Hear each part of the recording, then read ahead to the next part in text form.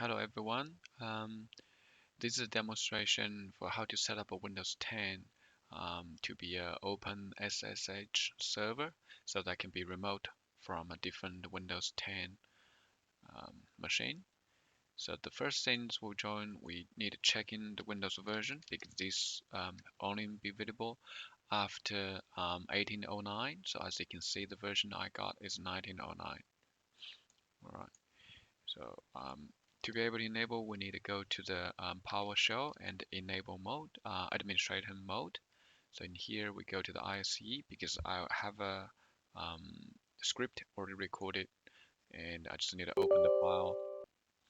So let me open the ISE in the administration mode. Yeah, let me open the document on the desktop.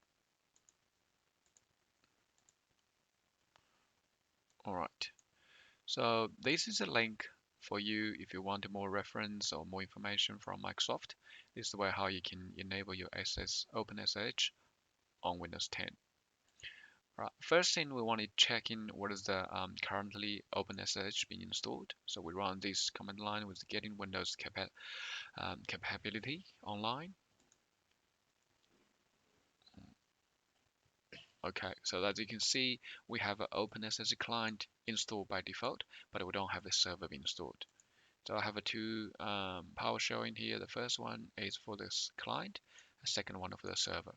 All right, we'll run this one for now. Let's see.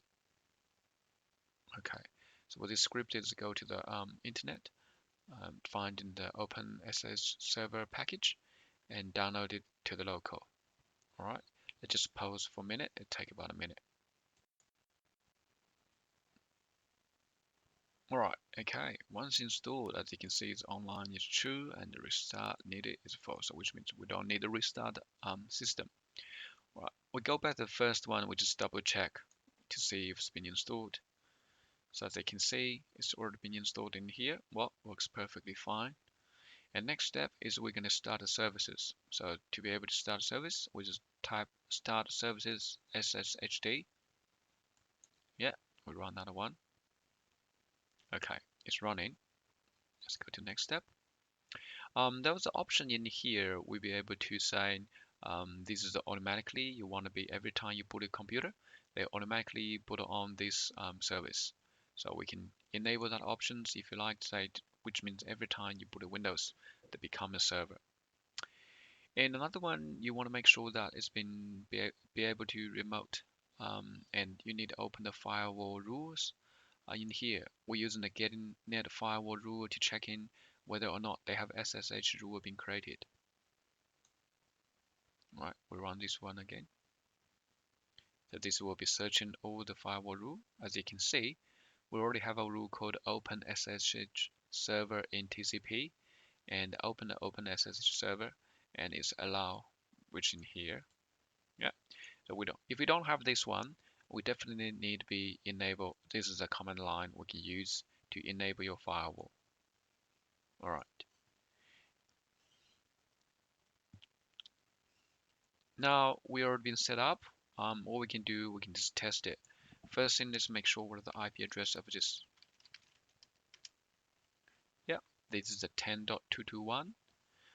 To able to remote from the client, the syntax is to type SSH with your username and with the server name or IP address. So in here, I open another PowerShell from another computer, so we can just cross-checking. So in here, we type SSH. In this case, they have the name of this will be the student. ICT, sorry, ICT is the currently login name. Yeah, well, we can double check it, make sure that's the one. Yeah, ICT, that's right. Okay, coming back to here, ICT at 192.168.10.221. Oh, it's the first time they say want to continue. Yes. All right, now coming with the password. Now we come in. But look at that. This is actually the Windows command line command prompts. Of course, we can use this one to check in IP config. Let's see what the IP address. Yeah, that's the one. But what about if we want to just directly log in as in a PowerShell. So what we can do is there was a new PowerShell in here we can run in. Just say config as default from command prompts to PowerShell. Just add in the new registry entry in the software OpenSSH and with the value with which is the location of your PowerShell location. All right, we'll run this one. Oh, sorry, click the wrong one. Yep.